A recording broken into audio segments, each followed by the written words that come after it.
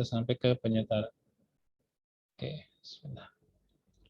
Sehat semua ya, nggak ada yang dalam kondisi sakit, insyaallah.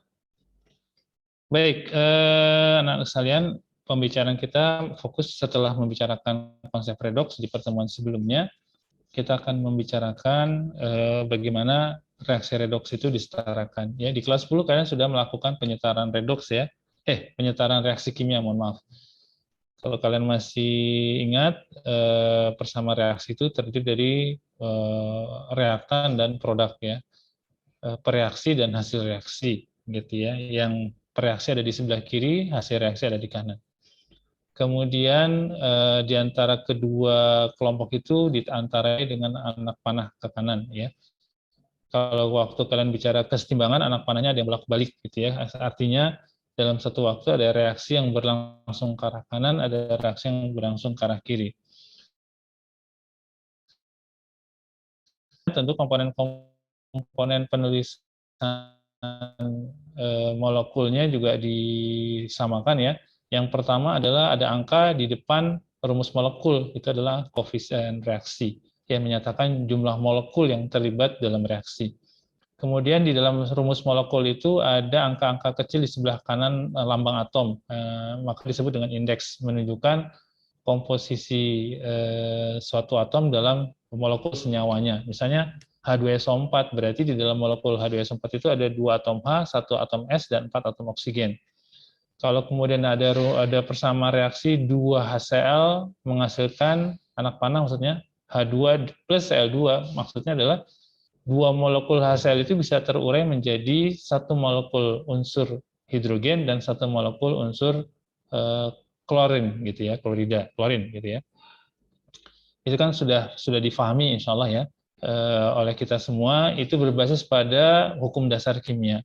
Ya, ada yang Avogadro, ada yang Gay-Lussac dan sebagainya. Kemudian tersusunlah bentuk persamaan reaksi yang kita kenal.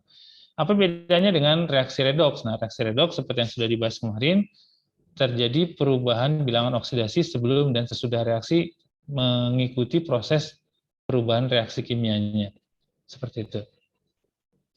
Nah, untuk menyetarakannya, untuk redoks ya, selain menyamakan jumlah atom, juga menyamakan jumlah muatan antara reaktan dengan produk. Gitu. Ada 2 metode yang bisa kita gunakan, yaitu cara bilangan oksidasi dan cara setengah reaksi. Silakan kalian pilih cara mana yang paling membuat kalian nyaman, atau ada yang menggabungkan 2 cara ini ada.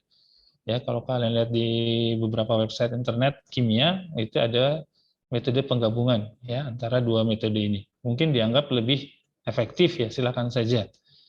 Tidak dibatasi harus ini, tidak ya. Oke, lanjut ya. Ada pertanyaan sebelumnya terkait dengan bingkai penyelesaian reaksi redoks? Karena kalau ada persamaan reaksi redoks tidak kita setarakan, maka akan berdampak pada perhitungan stoikiometrinya nanti, gitu ya. Berapa jumlah yang terbentuk, berapa gas yang dihasilkan, misalnya berapa endapan yang ada, dan seterusnya. Begitu ya. Itu bingkai pertemuan kita hari ini. Kalau bisa sih nanti sempat masuk ke elektrokimianya. Mudah-mudahan bisa. Karena ini keterampilan menyetarakan, maka setelah ini tentunya harus diteruskan dengan latihan-latihan ya, jangan berhenti pada contoh-contoh soal saja. Begitu. Oke, berlanjut. Kalau tidak ada pertanyaan. Aduh, loading nih. Nah, ini ya. Mungkin membaca ini akan memusingkan ya, tapi nanti kita akan praktekkan saja tahapan demi tahapan. Ini metode perubahan biloks ya.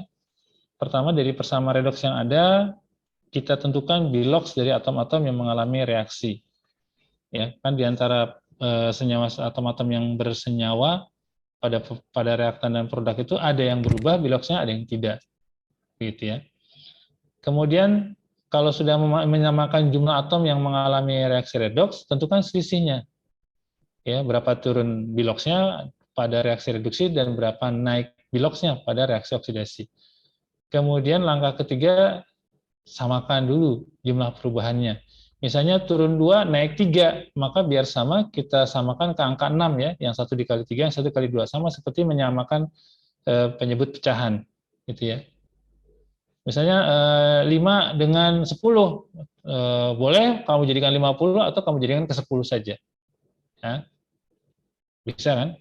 Membayangkan penyetaraan angka perubahan tadi.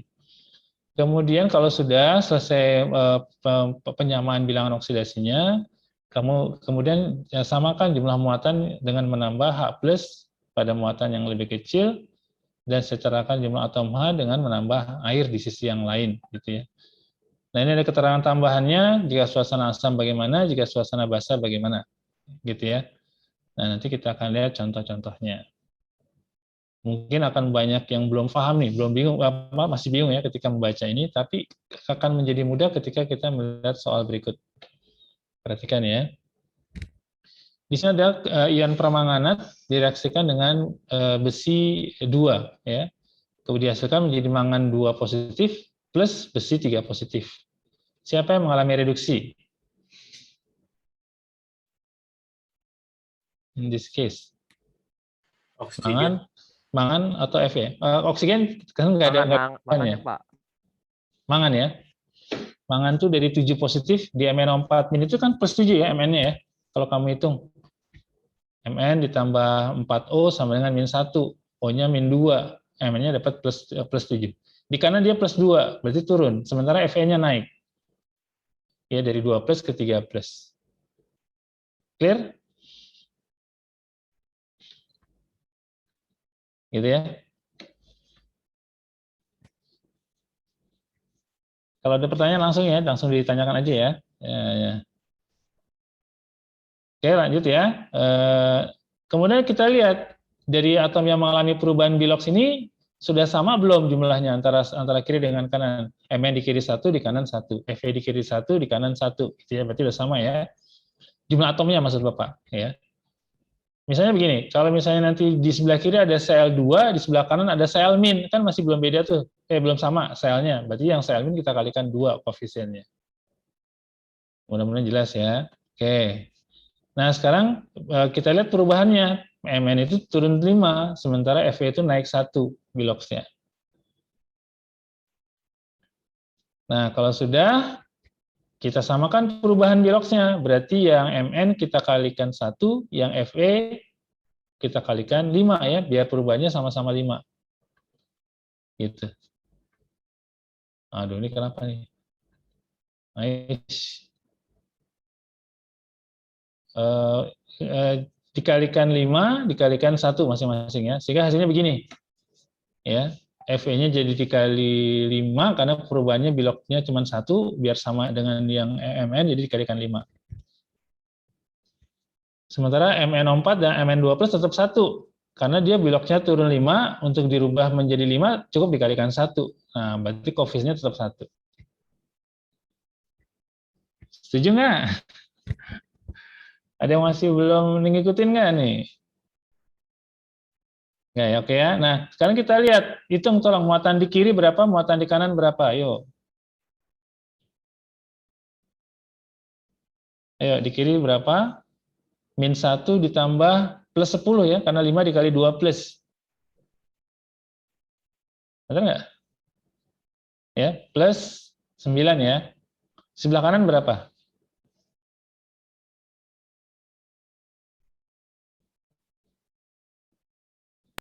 Plus 17, Pak. 17 plus ya. 2 plus ditambah 5 kali plus 3, 15 plus ditambah 2 plus, 17 plus. Berarti yang sebelah kiri kurang berapa plus?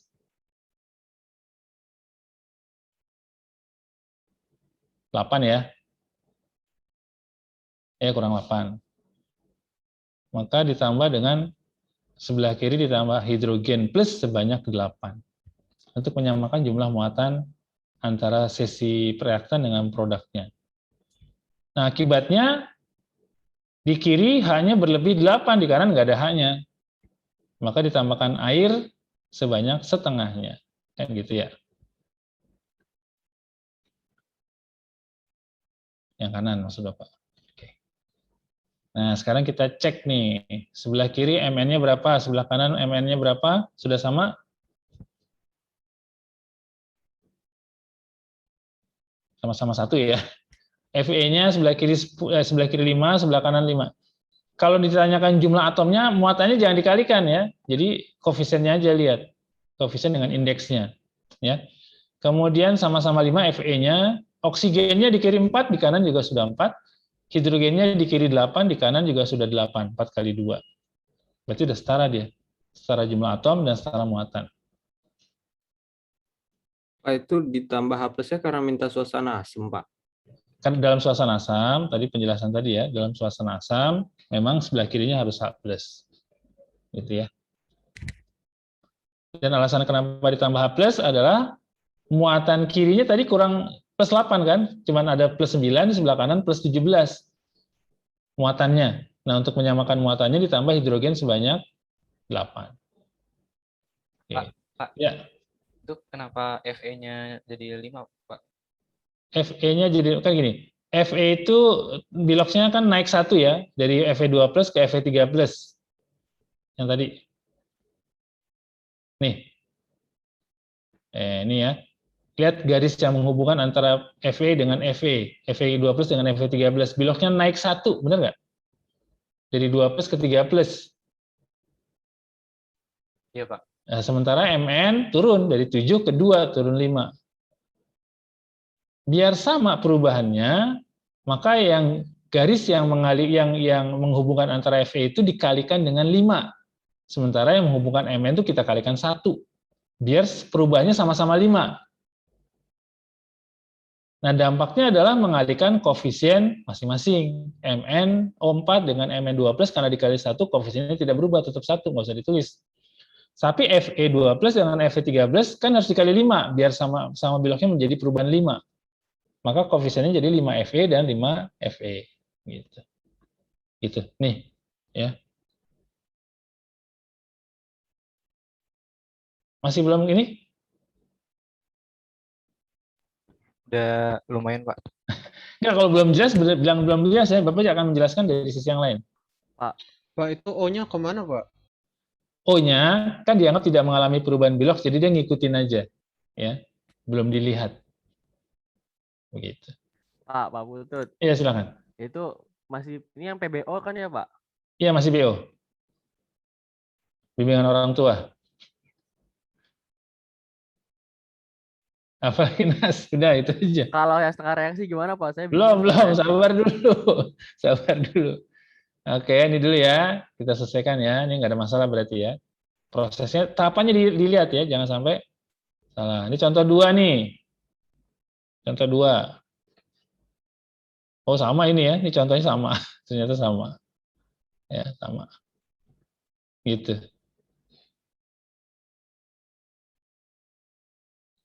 Oh ini kayaknya nggak ada di slide ya? Nanti Bapak kirim ulang deh ya. Nanti Bapak kirim. Baik, lanjut ya. Nah, ini metode setengah reaksi nih, coba kita lihat. Tadi kalau kalian perhatikan penjelasan di atas, maaf. Jika suasana asam, maka penyataan selesai. Tapi jika suasana basah, H+-nya diganti dengan OH- dengan cara seperti ini. Ya. Kadang-kadang soal menyebutkan suasana reaksinya. Ya. Oke, lanjut dulu. Sebentar. Nah, ini dia. Jadi tulis reduksi oksidasi secara terpisah ya, karena disebut dengan setengah reaksi karena dalam proses penyelesaiannya itu reaksi redoks dan oksidasi dalam suatu reaksi itu dipisahkan. Kemudian setarakan masing-masing jumlah setengah reaksi, kemudian samakan jumlah elektron serta terakhir jumlahkan total atomnya. Oke, ya kalau lihat begitu mah pusing ya, kita lihat contoh soalnya aja nanti. Nih, lihat, perhatikan. Soalnya sama. Ya.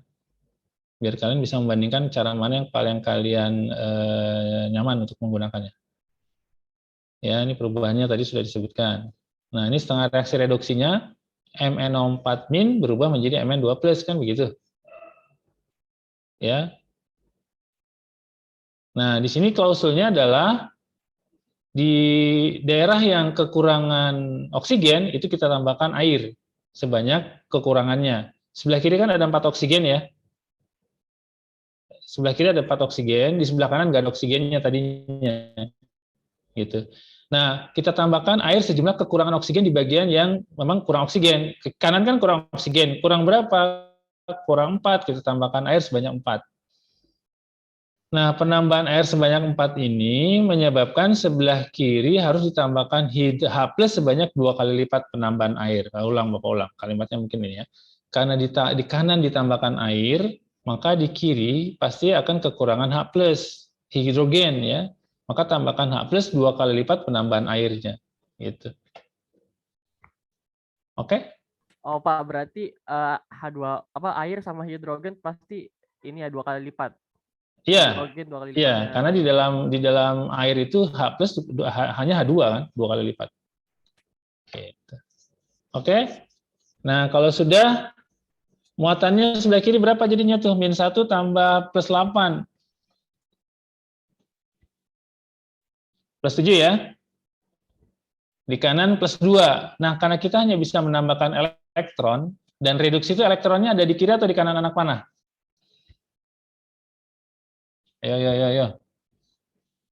Menerima elektron, berarti di kiri ya, sebelum anak panah kita tambahkan elektron sebanyak 5, biar muatannya sama-sama plus 2. Gitu ya. Ayo, paham nggak nih penambahan 5 elektron?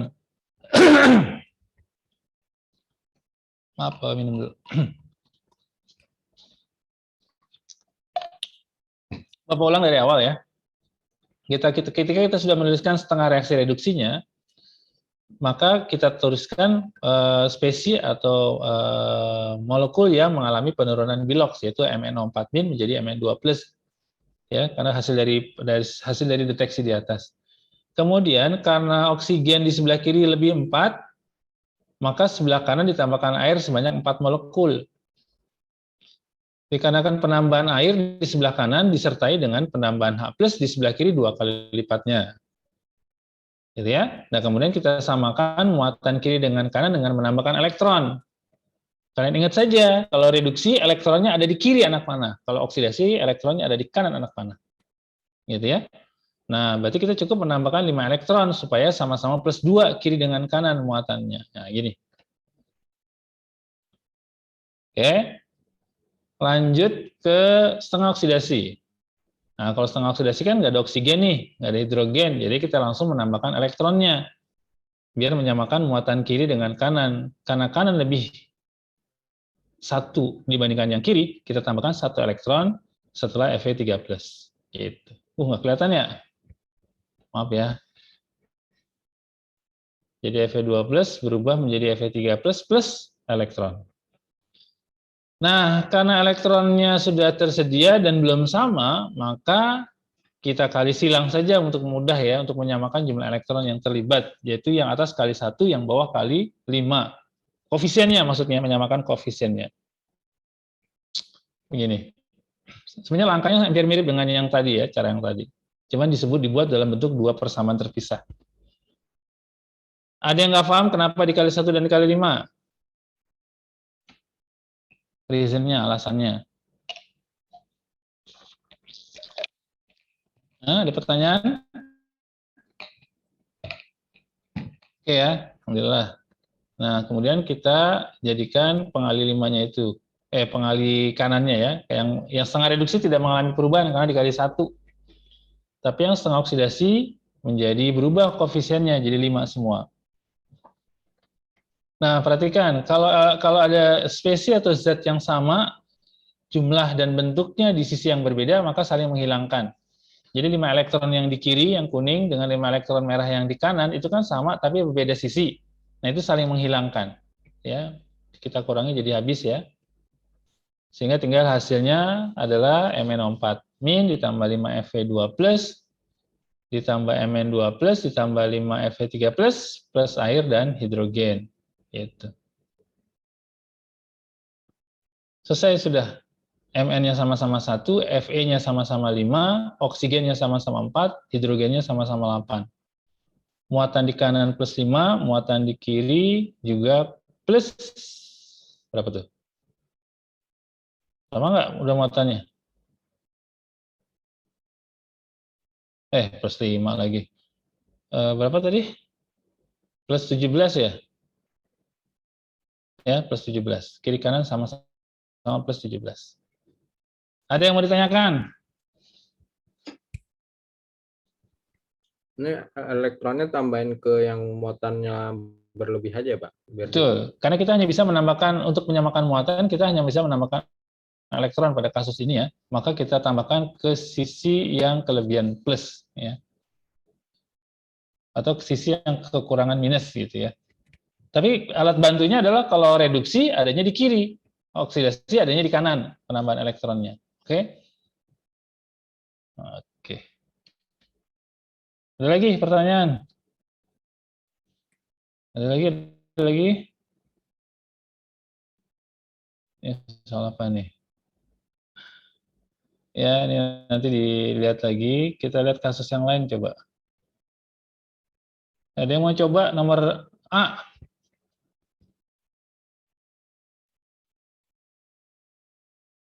Coba kita ini sebentar ya.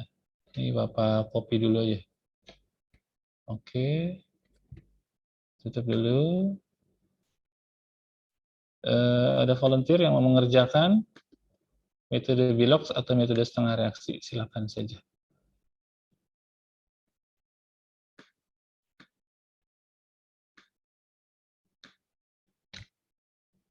Misalnya ya.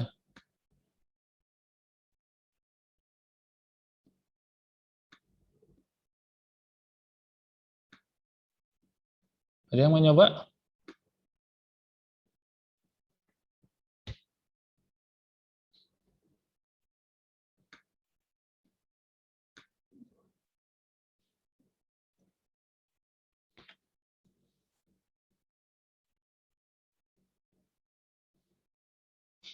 Ininya aneh nih.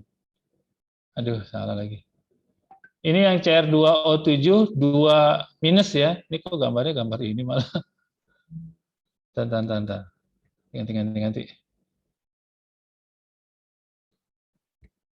Ini apa ya?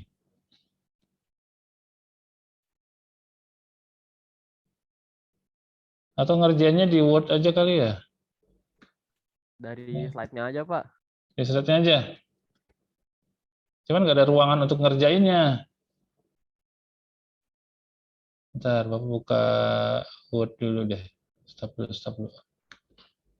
Ntar ya. Buka Word dulu.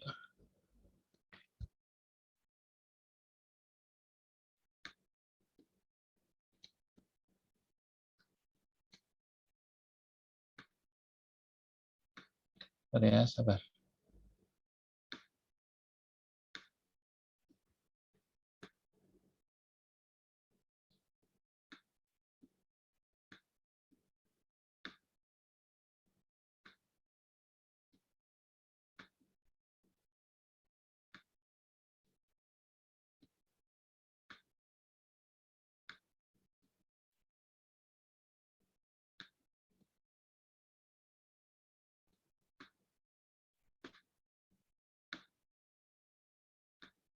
Silakan.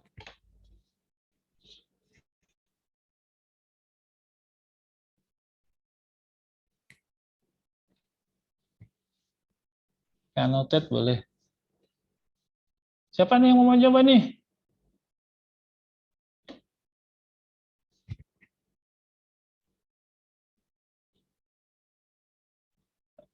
Oke. Ya, silakan. Anas ya? Silakan Anas.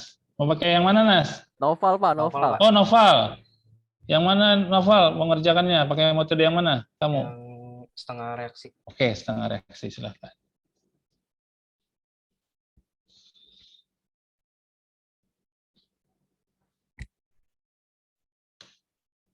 Oke ya, kita bantu Noval dengan menentukan biloxnya. Berapa biloxnya nih? Min 2 ya.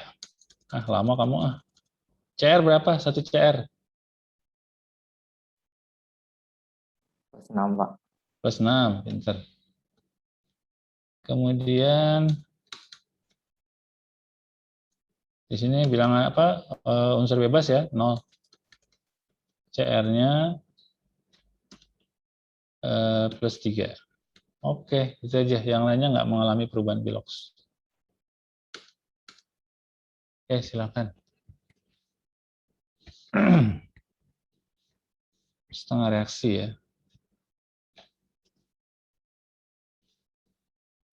Oke, pinter. Wah, ini. Oke, silakan. Ada yang mau bertanya dulu nggak? Bapak langsung mau dikerjakan dulu, silakan. Oval, selesaiin dulu deh. Pinter.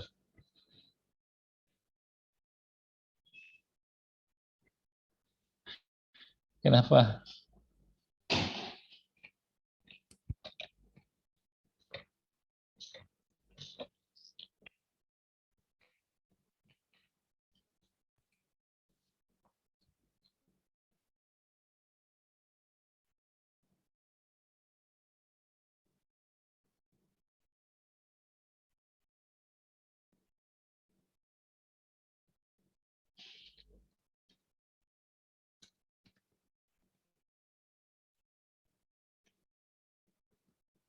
Agak besar dikit ya, Noval.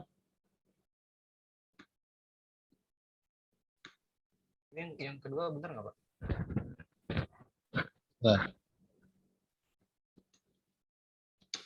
Bapak mau terus ini setengah reduksi yang pertama kan ya? Fontnya di mana sih?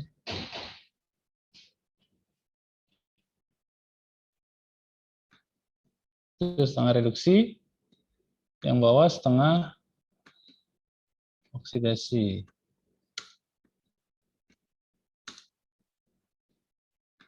Gitu ya.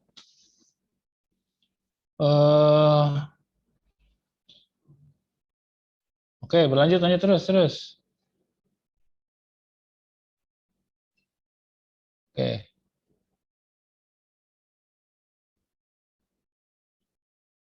Berarti yang atas kali 1 bawah kali 3 ya? Begitu? Oke.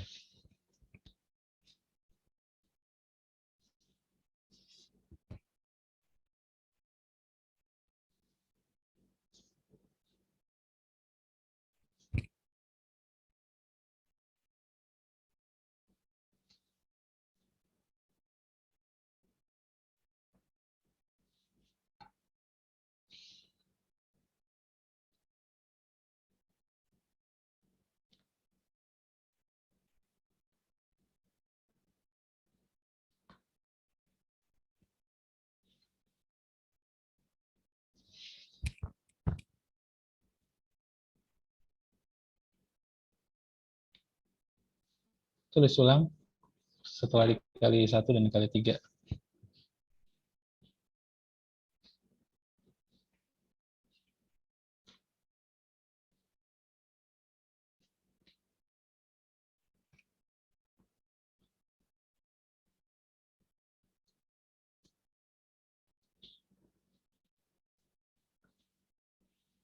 Kalau seperti tadi Bapak sampaikan ya, kalau ada unsur yang sama di kiri dan di kanan, pada sisi yang berbeda saling menghilangkan atau saling mengurangi gitu ya. Kan ini nanti di sebelah kiri ada 14H+, nah di sebelah kanan ada 6H+, ya, jadi tinggal 8H+. Ini langsung dijumlahkan sama Noval ya, jadi nggak ditulis terpisah lagi. Ya. Kalau kamu nulis terpisah kan berarti begini, aduh salah lagi. Oke, sudah sama sebelah kiri sebelah kanan?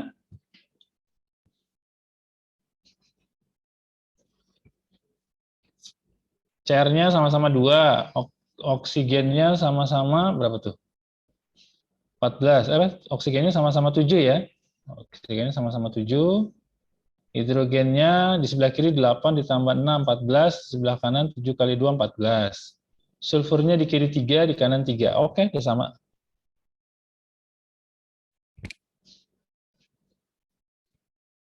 Muatannya udah sama belum? Sebelah kiri berapa muatannya? Min 2 ditambah 8 plus 6 ya. Di sebelah kanan 2 kali 3 plus 6. Juga sudah sama. Jadi jumlah atom dan muatannya sudah sama. Oke. Keren ya. Ada yang mau ditanyakan?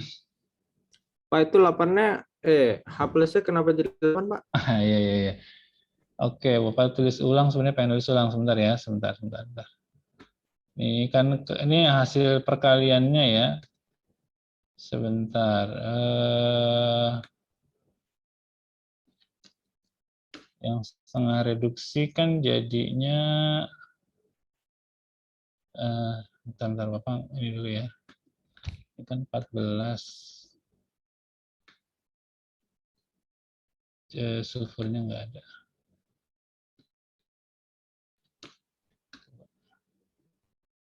Plus 7H2O ya. 7H2O ya. Bentar ya.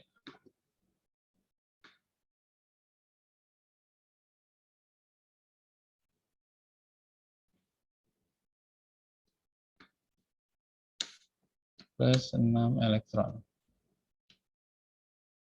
Oke, sebentar Bapak cek dulu. Oke, gitu ya. Nih, yang atas ya.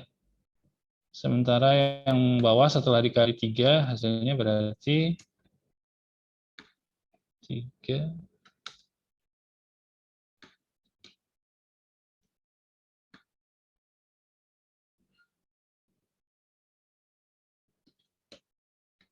plus 3S. Pak, itu kondisi asam kan ya, Pak? Ya, sebentar. Bentar ya.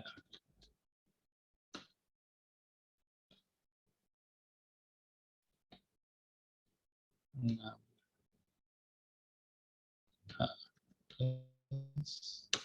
plus 6 elektron.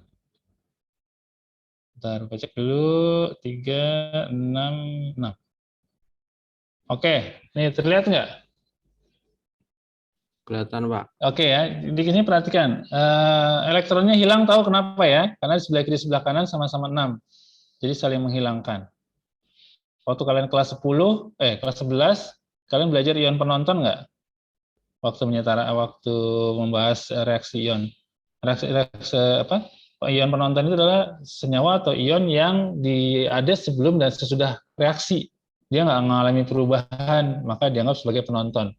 Maka boleh dicoret dalam proses selanjutnya. Nah, ini juga boleh kita coret nih. Ya, si elektron kita coret nih. Kan gitu ya. Karena sama-sama di kanan. Satu di kiri, satu di kanan. Hidrogen juga ada yang di kiri dan juga ada yang di kanan. Karena yang di kiri lebih banyak, maka yang di kanan habis. Di sini tinggal 8. Gitu ya. Jelas? Jelas, Pak. Oke, sehingga kemudian di kanan tersisa 8H+. Gitu. Nah, langkah penting tadi yang dilakukan oleh Noval adalah di awal itu kamu lihat ya, di sini CR-nya kan 2. Di sini CR-nya 1. Maka Noval menambahkan 2 di kanan. Gitu koefisiennya. Ini di sini nih. Itu jangan sampai terlupa langkah itu. Jadi sebelum kita menentukan angka 1 dan 3, pastikan dulu jumlah atom yang mengalami perubahan Bilox itu sama. Gitu. Oke, kalau ada pertanyaan berarti jelas, silakan menggunakan cara Bilox. Siapa yang mau nyoba penentuan Bilox?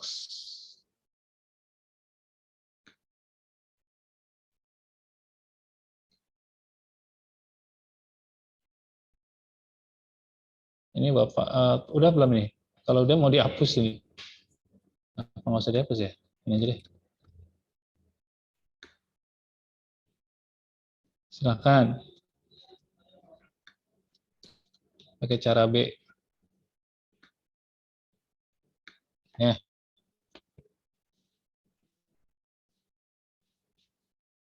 Siapa yang mau coba?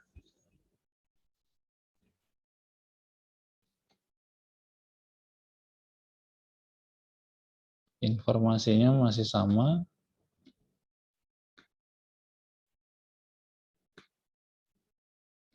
Ya, di sini -2.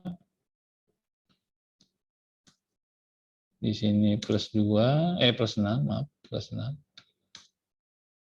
Di sini 0. Di sini plus 3. Oke, silakan. Siapa yang mau coba?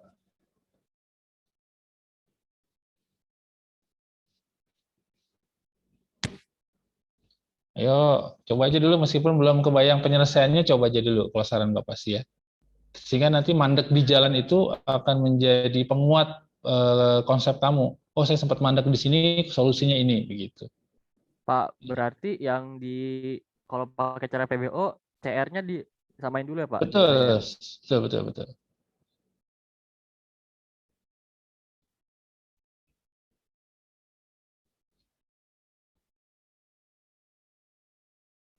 Oke, tadi sudah benar ya yang disampaikan oleh teman kamu tadi. Jadi sekarang dia menjadi begini ya, Bapak tulis ulang nih biar memudahkan yang mau ngerjain. Ini jadi 2 ya. Nah, sekarang perubahannya di sini min 2. Di sini biar terlihat perubahannya CR2 dibandingkan 2CR gitu ya. Jadi di sini kan plus 12 ya. Benar nggak? Atau gimana menurut kamu? Terserah deh kerjakannya gimana. Di sini 0. Di sini jadi totalnya plus 6 perubahannya. Oke, silakan.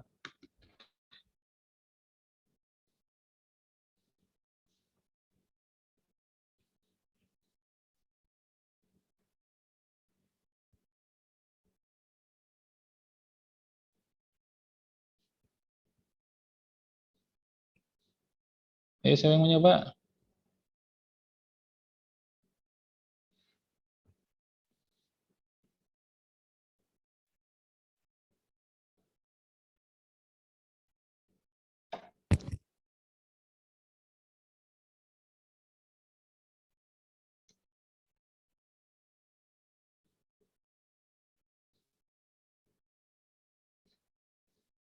Nggak ada.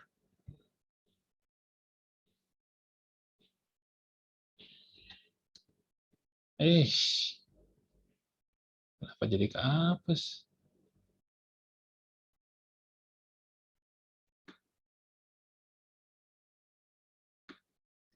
Ya, berarti ini kan perubahannya nih sama yang ini. Gitu ya.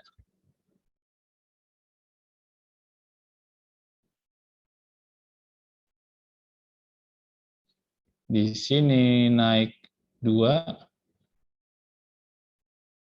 ini turun 6. Kan begitu. Ya. Berarti biar sama, ini dikali 3, ini dikali 1. Kan gitu.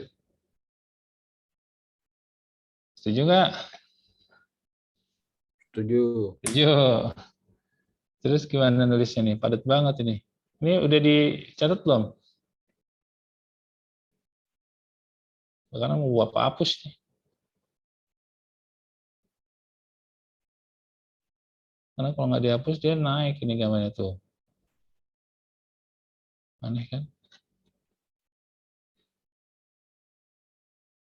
Udah, Pak. Udah ya, ini hapus dulu ya. Pusing Bapak ngeliatnya. Nah, hapus dulu deh. Maaf ya, maaf ya. Tapi nggak ada yang ngomong ini sih, nggak ada yang mau maju sih. Oke, Bapak ketik ulang aja. Dengan pakai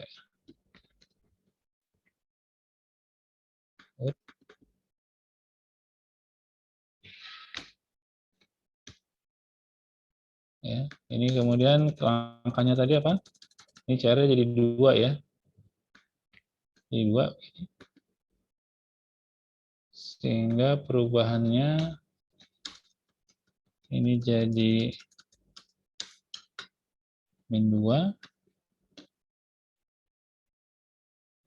plus 12 ya, karena kali 2 sekarang ya.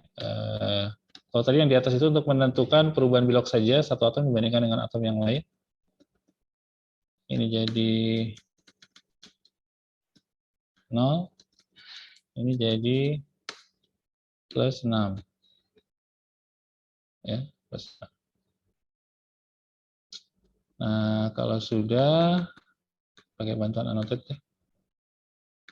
Tadi ya, sudah disebutkan ini berubahnya ini ke sini, ini berubahnya ke sini.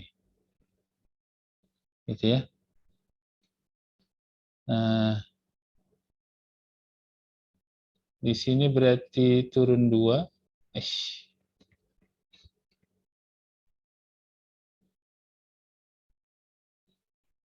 Kok hilang? Ini berkurang 6, ini bertambah 2. Biar sama, ini nanti dikali dengan 3, ini dikali dengan 1. Gitu ya. Sehingga nanti dihasilkan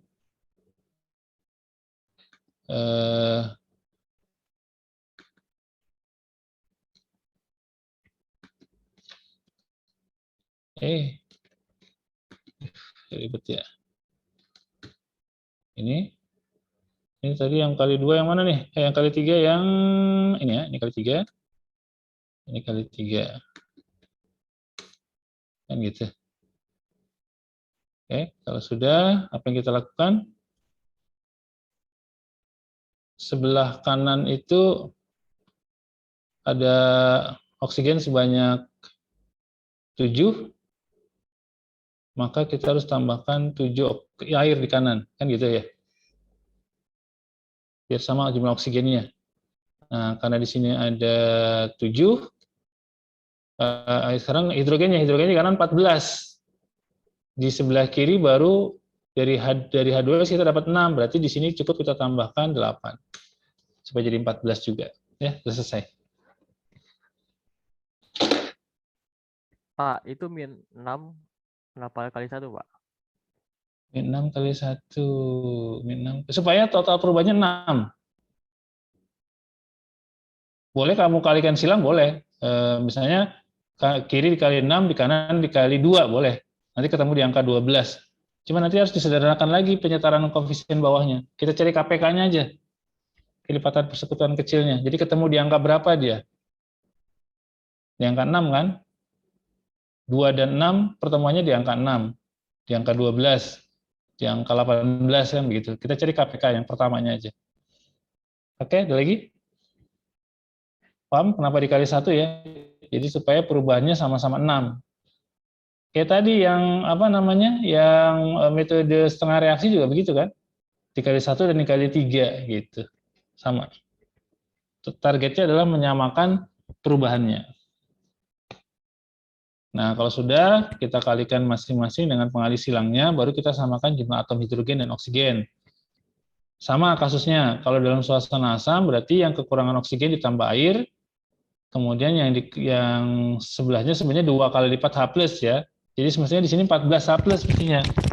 Di sini mestinya kan 14 H+ karena kita menambahkan 7H2O. Tapi di kiri itu sudah ada 6 hidrogen dari 3H2S, maka cukup ini kita tambahkan dengan 8 saja. Gitu. Boleh. Ada lagi yang mau ditanyakan? Bagaimana dengan suasana basa? Oh, suasana basa gimana caranya? Pakai OH-. Pakai OH-, tambah yang ke yang kelebihan ya, yang kelebihan oksigen tambah OH-. Di sebelah kanan ditambah air dengan jumlah yang sama kalau nggak salah ya. Oke, ada lagi pertanyaan?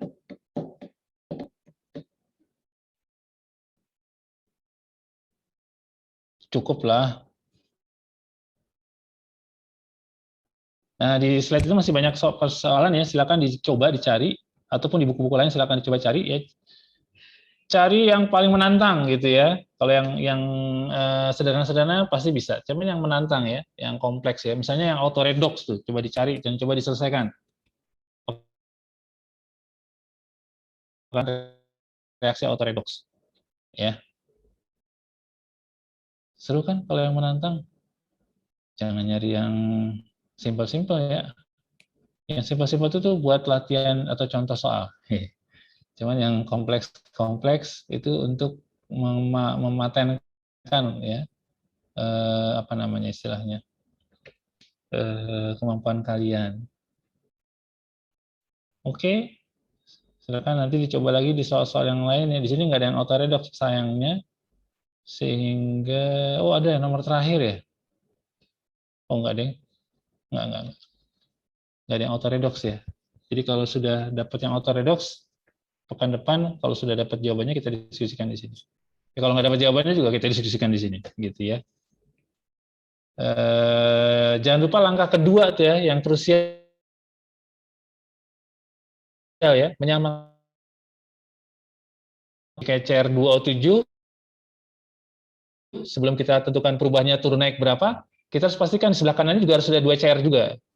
Gitu. Oke? Oke lah. Sekali lagi Bapak tanya, ada yang belum paham dan ingin penjelasan lebih?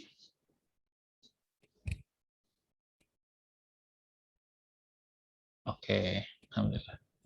Ini kerjaan 4, Pak. 4 ini, Pak. Ya, ini buat latihan, judulnya buat latihan. Untuk menguatkan konsep yang kamu pelajari tadi, langkah-langkah tadi itu nggak akan bertahan di kita itu kalau kita nggak sering gunakan. Ya, ini plus coba cari yang menantang yaitu menyatakan reaksi redoks. Biasanya Bapak pernah menemukan soal UTBK atau soal SNMPTN tulis dulu itu salah satunya menggunakan menyatakan reaksi autoredoks, gitu ya. Jadi yang autoredoks kan yang disproporsionasi 1 jadi 2 tuh ya. Oksidator dan reduktornya adalah zat yang sama. Nah, itu menarik untuk menyelesaikan soal seperti itu. Kayaknya di buku juga ada deh. Coba dicek bukunya ya.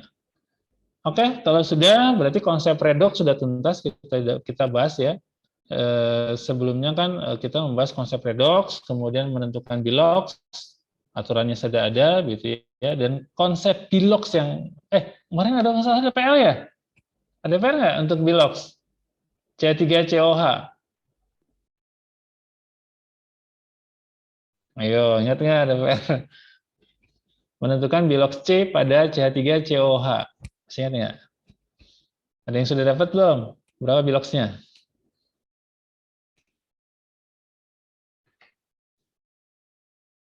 Hamzah, udah belum, Zah?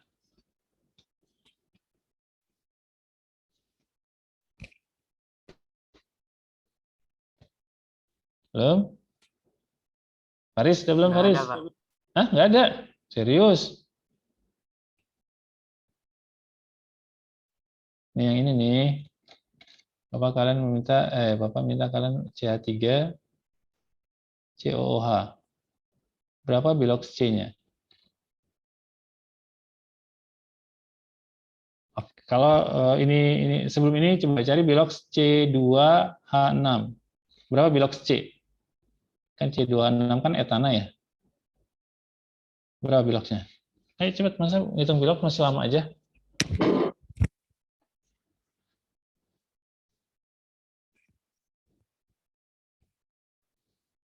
Kalau ini kan yang ini C2H4O2 gitu ya. Nih, sama nih. Ya ini berapa bilox C-nya? Min 3, Pak. Min 3 ya. Kamu kan caranya berarti 2C ditambah 6H sama dengan 0 gitu ya. C-nya dapat min 3. Oke, yang ini berapa?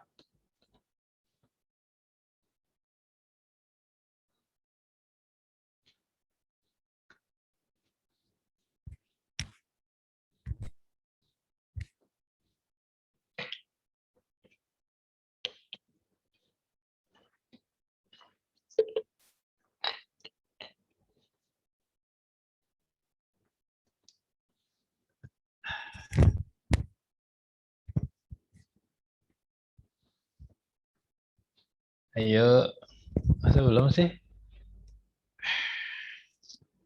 0 bukan, Pak?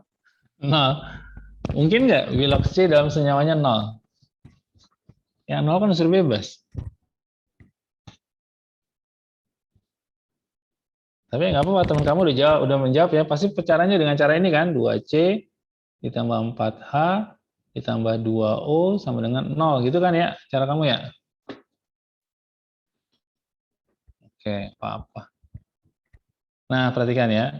Ada lagi yang mau menjawab berapa bilog C pada senyawa CH3COH selain 0? Tadi temannya udah mengusulkan jawaban 0. Karena kalau menghitung dengan cara seperti benar ya, C itu sama dengan 0. Ya. Ada yang masih ingat nggak definisi bilangan oksidasi?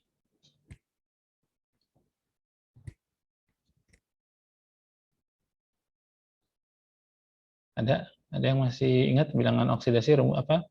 Pengertiannya apa?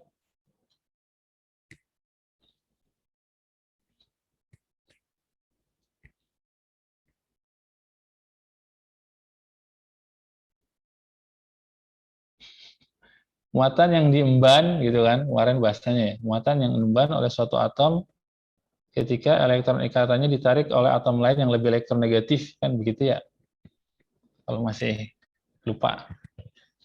Oke ya, ini kan senyawa cuka kan begini, sama setat. Atau kalau kita jabarkan lebih, kan begini.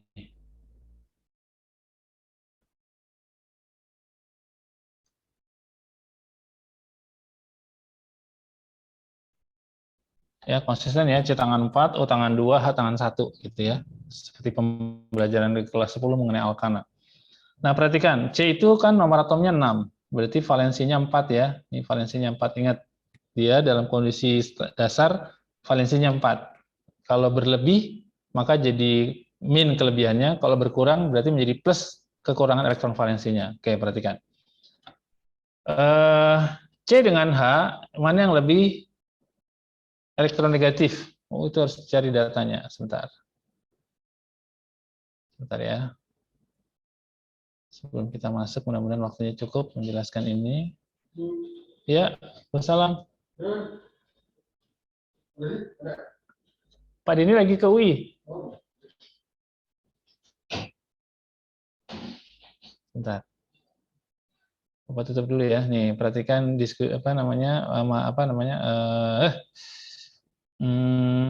data berikut. Data keelektronegatifan, perhatikan. H itu 2,2 ini berdasarkan skala Pauling ya. Paling tinggi 4, paling rendah ya 0 gitu ya. 4 berarti dia sangat elektronegatif, sangat menguasai elektron ikatan. Kalau 0 berarti dia lebih cenderung melepas saja, pasrah gitu ya. Hidrogen itu posisi keelektronegatifannya 2,2. Karbon itu 2,55. Berarti siapa yang menguasai ikatan? C atau H?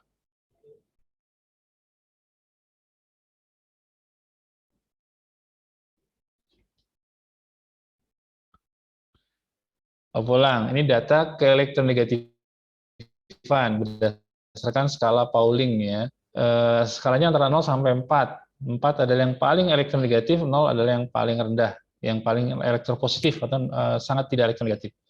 Elektronegatif itu berarti dia menarik elektron dengan kuat. Jadi kalau dia berikatan, maka awan elektron ikatannya lebih cenderung dikuasai oleh yang lebih elektronegatif dibandingkan temannya yang kurang elektronegatif, gitu ya. C dengan H, CH itu kan antara H 2,2 dengan C 2,55. Mana yang lebih elektronegatif? C, oke ya. Sehingga dalam ikatannya elektron antara C dengan H, C lebih menguasai. Sehingga elektron ikatan yang sepasang itu jadi miliknya C dibandingkan jadi miliknya H. Oke? Antara O dengan H, mana yang lebih menguasai? Oh, Pak. Oksigen, 3,44, lebih tinggi lagi. Antara C dengan O, siapa yang menguasai? Oh, O. Nah, O karena sangat elektronegatif. Meskipun ada yang lebih elektronegatif lagi adalah si F gitu ya. Data ini kamu ingat-ingat ya, nanti kita diskusikan di bahasan yang tadi. Mana tadi? Whiteboard ya. Mana sih?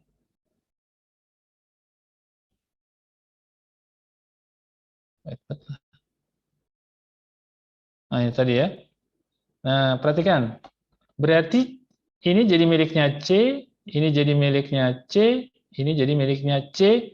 Nah, C dengan C, karena tidak ada yang berbeda keelektronegatifannya, elektron yang sepasang ini dibagi dua. Satu buat C kiri, satu buat C kanan. Sekarang jumlah C valensinya ada berapa elektronnya? Ingat ya, setiap ikatan kovalen ada 2 elektron. Ya, C dengan H, 2 elektronnya jadi milik C. Tapi C dengan C, masing-masing dapat 1. karena nggak ada perbedaan elektronegativan. Sekarang elektron valensi C dalam senyawa ini di CH3, ini yang sedang kita bicarakan yang ini ya, ada berapa? Dari setiap H dia ada 2 berarti ya, berarti 2 kali 3 ada berapa? 2 kali 3 berapa? 6, Pak. 6. Dengan C yang kanan dia dapat 1, jadi dia dapat 7 ya. Valensi dasarnya berapa C tadi? 4. Jadi 7. Kelebihan berapa elektron?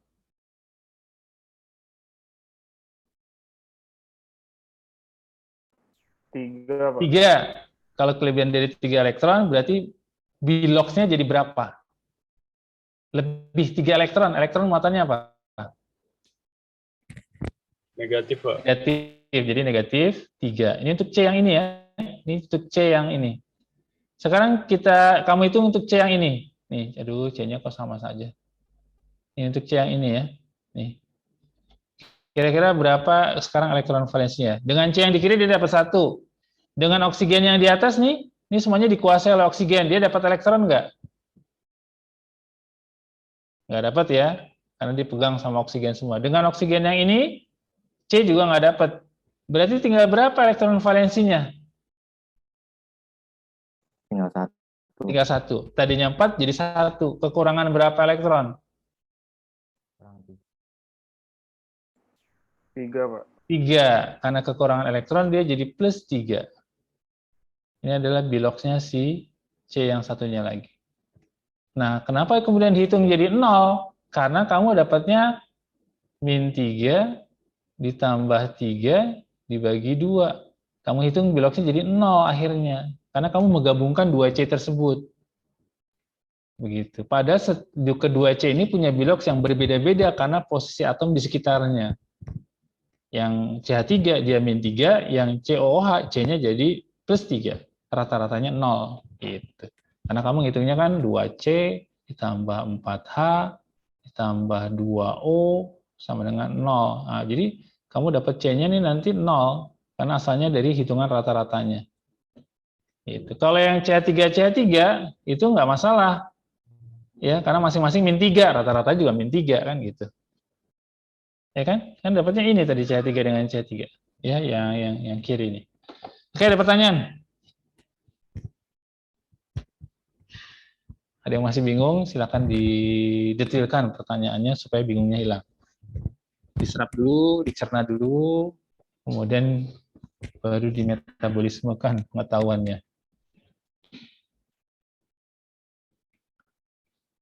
Is there any question? Is that clear for you?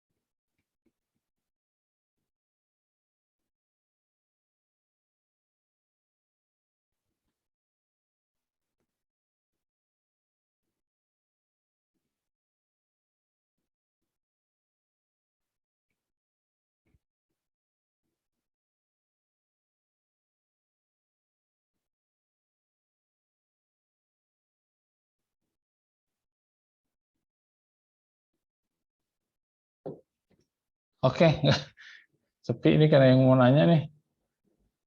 Cukup ya, Bapak tutup nih.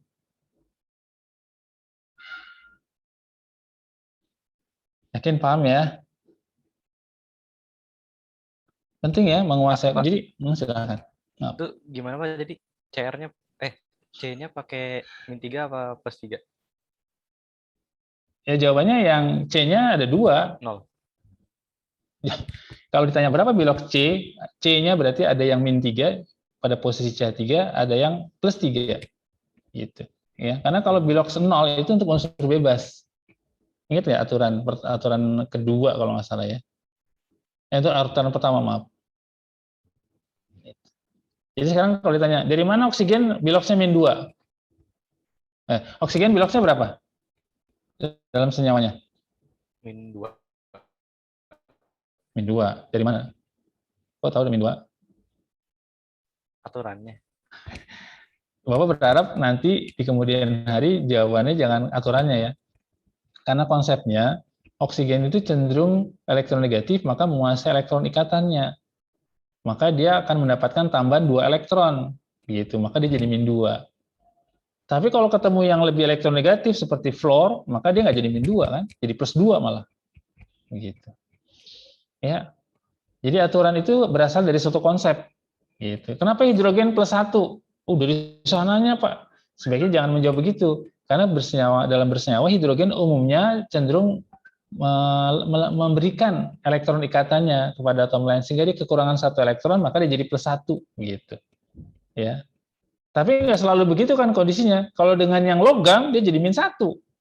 Karena pada kasus H dengan logam, H justru menerima elektron dari logam. Logam lebih pasrah melepas elektronnya. Gitu ya. Jadi penjelasan kita berbasis pada konsep, yaitu perbedaan keelektronegatifan. Ya, kimia periodik yang kamu pelajari di kelas 10. Begitu. Ya. Nggak salah menjawab aturannya dari mana, dari sana. Karena dari aturannya Pak, oke, aturannya dari mana? Aturannya dari tadi, konsep perbedaan keelektronegatifan. Ya. Ketika 2 atom berinteraksi dalam suatu ikatan, maka mana yang elektronegatif, maka dia menguasai elektron ikatannya. Dan dari perhitungan elektron ikatannya itu, dari elektron valensinya, maka dia ketemulah biloksnya. Begitu. Ya. Kalau kamu jawab bilok C pada senyawa sama 0, sebenarnya ya jadi kelirunya adalah tadi 0 itu unsur bebas. Memang C pada senyawa CH3CO itu unsur bebas kan enggak, gitu ya.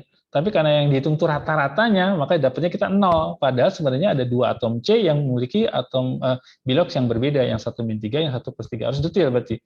Berapa bilok C pada senyawa CH3? Ada yang -3, ada yang +3 gitu. Itu jawabannya. Ya, jangan 0. Gitu. Ya. Sama seperti misalnya pada senyawa NH4, NO3, amonium nitrat. Ada N-nya ada 2 tuh. Nah, biloksnya beda-beda tuh antara kedua N. Ya, tinggal dihitung aja. Mudah. Izin pindah device. Oke, silahkan Rifki. We still have 10 minutes ya.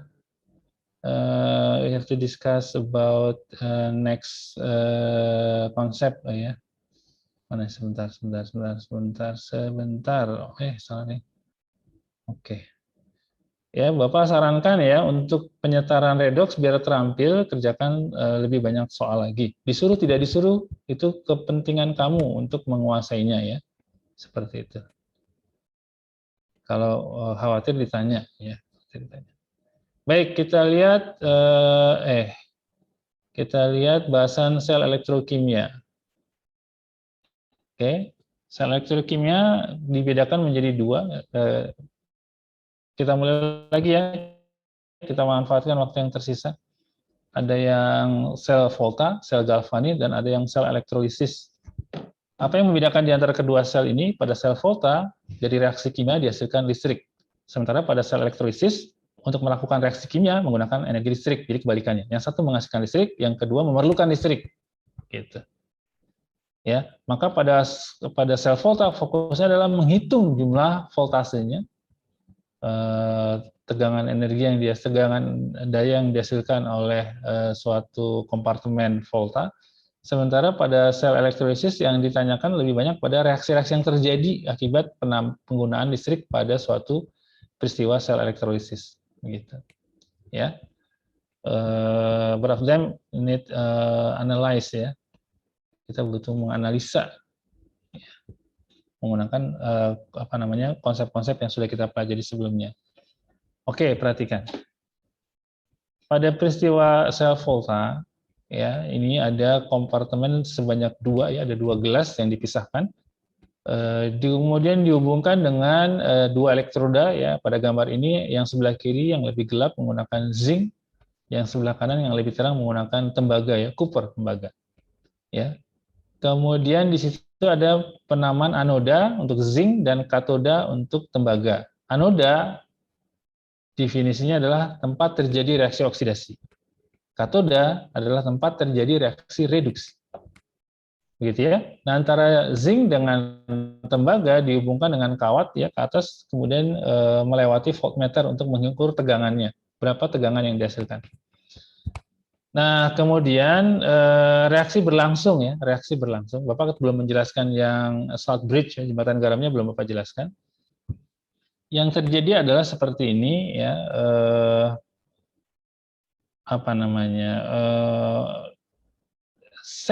elektroda seng yang direndam pada larutan tembaga 2 sulfat,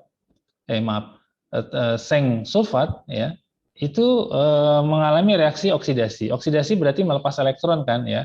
Itu ada di bawah reaksinya Zn menjadi Zn2+ plus 2 elektron. Nah, elektron yang dihasilkan kemudian mengalir, ya, dari elektroda ke atas dalam kawatnya, melampaui voltmeter, terus gitu sampai ke katoda, ya, sampai ke tembaga. Nah, di tembaga terjadi peristiwa reduksi. Nah, yang reduksi yang dimaksud adalah di dalam cairan di mana elektroda itu direndam, itu adalah larutan tembaga 2 sulfat. Nah, di situ ada ion tembaga 2+.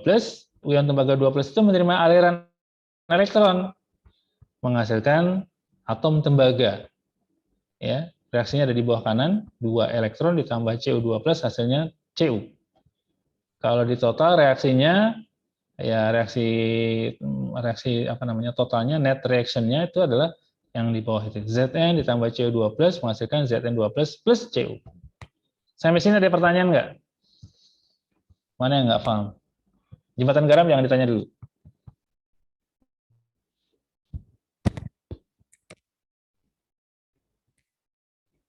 Paham alur ceritanya nih?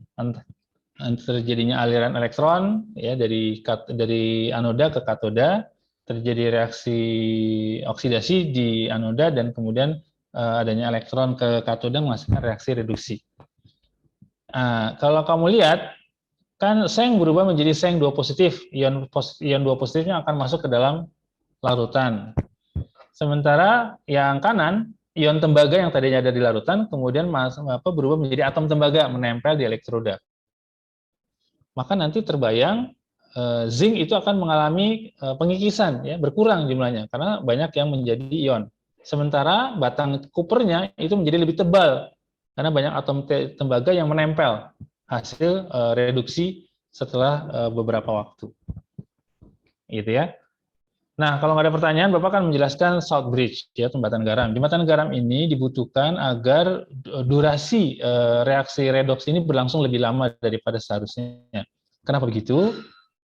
Karena kamu bayangkan, di sebelah kiri itu kelebihan muatan positif, karena zinc 2 positifnya dihasilkan terus dari hasil oksidasi zinc. Ya, sehingga kompartemen kiri akan lebih bermuatan positif.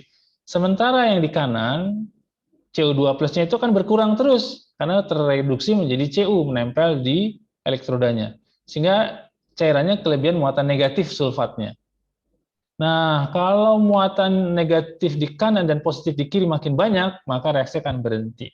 Karena keseimbangannya terlewati. Gitu ya. Nah, untuk memperpanjang durasi reaksinya, maka dikasih jembatan garam yang menghubungkan 2 kompartemen tersebut berisi ion-ion.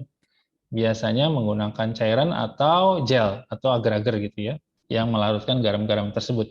Nah, nanti karena di kiri muatan positifnya berlebih, karena zinc produksi zinc 2 positifnya banyak, maka yang mengalir dari jembatan garam itu adalah ion selmin untuk menetralkannya. Jadi ion selminnya akan masuk ke dalam kompartemen kiri, menetralkan muatan zinc 2 positif yang membludak, ya, yang makin banyak. Sementara ion K+ atau ion kation yang lainnya itu akan mengalir ke kanan untuk menetralkan kelebihan muatan negatif di kompartemen kanan. Karena CU-nya terus berkurang kan, CO2 positif terus berkurang untuk menetralkan kelebihan sulfatnya. Nah, kalau itu kemudian terjadi, muatannya jadi seimbang lagi, maka aliran elektronnya masih bisa mengalir terus. Gitu ya. Nah, kita kenal baterai ya. Baterai itu ada durasi waktu penggunaannya ya, terutama baterai jam, baterai konvensional yang dahulu gitu ya, yang non rechargeable, maka dia akan punya durasi waktu penggunaannya ya. Apalagi kalau cairan di dalam kaleng penutupnya itu sudah mencair keluar gitu ya, itu makin susah. Meskipun ada semacam apa namanya, ini belum diteliti di KI oleh anak-anak NF ya. Sebenarnya baterai yang sudah mati itu dijemur bisa dipakai lagi nggak sih gitu ya. Kan ada asumsi seperti itu. Oh, jam berapa sekarang? 3 menit lagi. Oke. Ada pertanyaan sampai di sini? Nah, itu perhatikan. Tadi Bapak sudah menyebutkan ya. Zincnya itu akan terkikis terus karena zinc 2 positifnya masuk ke dalam larutan ya untuk menghasilkan elektron. Sementara elektroda tembaganya menebal karena semakin banyak Cu yang menempel di elektrodanya. Hasil reduksi dari Cu2+. Oke? Clear? Oke, alhamdulillah. Jadi Bapak sudah sebutkan ya, katoda tempat terjadi reduksi, anoda untuk terjadi reaksi oksidasi. Nah, bagaimana muatan elektrodanya? Katoda bermuatan positif, anoda bermuatan negatif. Pada kasus sel volta ya, Bapak kasih tahu. Pada kasus sel volta, katodanya bermuatan positif, anodanya bermuatan negatif. Kenapa demikian? Pada katoda, itu elektronnya berkurang terus untuk mereduksi Cu. Maka dia kekurangan elektron terus muatannya, meskipun disuplai ya, tapi kekurangan terus. Sementara anodanya bermuatan negatif ya, karena produksi elektronnya terus berjalan ya, hasil oksidasi zinc menghasilkan elektron terus gitu ya. Nah, biasanya untuk membedakan dengan elektrolisis nanti kita menggunakan singkatan KEPAN gitu ya. Katoda positif, anoda negatif. Itu untuk volta. Oke? Clear? Sampai sini dulu ya bahasan kita hari ini. Pertemuan berikutnya kita akan masuk ke perhitungan energi sel ya, potensial sel volta dan mengenal potensial sel standar. Better you read first so we can discuss in pembelajaran kimia pekan depan. Ya, baca buku, tolong bukunya dibaca, jangan cuman PPT-nya saja. Oke, di sini sudah ada fungsi jembatan garam. Nah, ini nanti kita akan masuk ke penulisan reaksi dan perhitungan potensial selnya. Ala kuliah itu saja yang bisa Bapak sampaikan. Ada yang mau ditanyakan? Jelas berarti ya. Jangan sampai kita melalui sehari itu dengan banyak pertanyaan dan banyak kebingungan. Bapak nggak berharap seperti itu. Ya, mestinya makin banyak wawasan pengetahuan yang kita dapat, kita makin wise, makin tenang gitu ya. Bukan justru makin bingung. Hari ini kita sudah belajar pertama menyetarakan redoks ya dengan 2 cara, setengah reaksi dan metode Bilox. Bapak sarankan gunakan terus-menerus, lebih banyak lagi waktu yang digunakan untuk investasi memahami penggunaan 2 tadi. Ya, ada tahapan-tahapan krusial ya tadi ya, menyamakan jumlah atom yang mengalami perubahan Bilox itu jangan sampai terlewat ya. Kemudian tantang diri kalian untuk mencari penyetaran yang lebih kompleks lagi. Kalau nggak ketemu, kerjaan sendiri, kerjaan berdua. Kalau nggak ketemu, kita diskusikan di kelas. Kalau di kelas ini kita juga nggak ketemu, ya sudahlah. Ya, tapi jangan buru-buru menyalahkan soalnya salah soal pasti, jangan. Gitu ya. Yang aman kan salah soal gitu. Ya, kemudian kita sudah masuk ke sel volta. Ya, setelah mengetahui bahwa dalam elektrokimia ada 2 sel, volta dan elektrolisis, yang satu memerlukan listrik, yang satu melepaskan listrik, gitu ya. Baik, kalau tidak ada pertanyaan, kita tutup pertemuan ini dengan istighfar dan doa kafaratul majelis.